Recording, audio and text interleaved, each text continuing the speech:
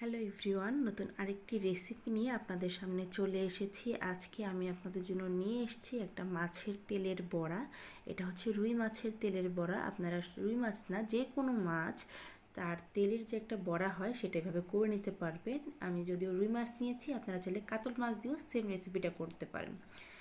এরকম একটা বড় মাছের তেলের বড়া হলে পরে খেতে ভালো লাগে। এই জন্য আমি এই তেলটা নিয়ে নিয়েছি। তেলটাকে খুব ভালো করে পরিষ্কার করে নিয়েছি। তেলের মধ্যে কিন্তু ময়লা থাকে, সেই ময়লাগুলোকে আপনারা পরিষ্কার করে নেবেন।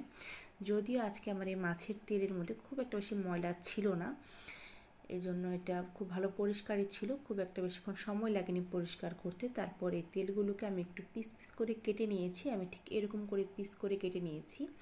এখন এটাকে আমি একটা ব্যাটার করে তারপর কোট করে এটাকে বড়া করব। দেখুন, আপনারা অবশ্যই কীরকম বড়াটা করতে চান সেটা বুঝে তেলটাকে খুব ভালো করে পিস করে কেটে নেবেন। প্রথমে এই তেলের মধ্যে আমি দিয়ে দিলাম 2 টেবিল চামচের মতো ময়দা।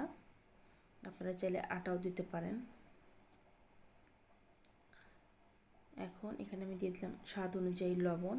লবণটা একটু পরিমাণ মতো দেবেন। সাথে দিয়ে দেব হাফ চামচ হলুদ গুঁড়ো। ঝালের জন্য আমি দিয়ে দিচ্ছি এখানে হাফ চামচের মতো শুকনো মরিচের গুঁড়ো।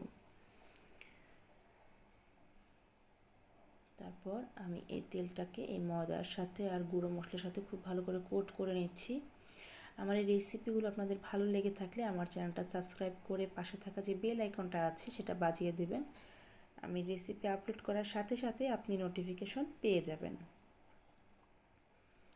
দেখুন, ময়দা কিন্তু খুব ভালো মতো কোট করা হয়ে গেছে। এখন আমি এটাকে ভাজবো। এই জন্য কড়াইতে সামান্য সাদা তেল দিয়ে দিয়েছি, খুব একটা বেশি তেল দিইনি, কারণ তেলের বড়াতে খুব একটা বেশি তেলের প্রয়োজন হয় না।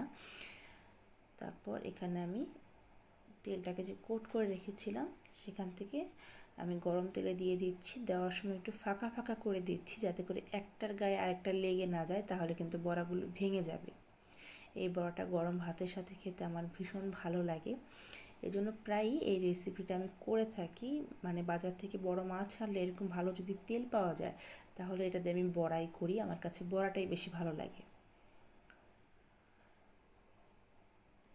বড়াগুলো দিয়েই কিন্তু উল্টে দিতে যাবেন না, তাতে করে কিন্তু বড়াগুলো ভেঙে যাবে। একটু সময় দেবেন। যখন দেখবেন যে একটা সাইড ভালো মতো ভাজা হয়ে গেছে তখন অপর সাইডটা উল্টে দেবেন, আর চুলার আঁচটাই কিন্তু মাঝারিতে করে দেবেন।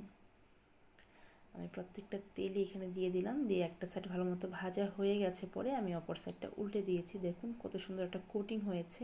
আর এই বড়াটা কিন্তু খেতে অনেকক্ষণ মচমচে থাকে। আমার কাছে খুবই ভালো লাগে এই বড়াটা। যারা তেলের বড়া খেতে পছন্দ করেন বা মাছের তেল পছন্দ করেন তারা এইভাবে বড়া করে দেখবেন। আশা করি আপনাদের ভালো লাগবে। হয়ে গেল আমার রুই মাছের তেলের বড়া।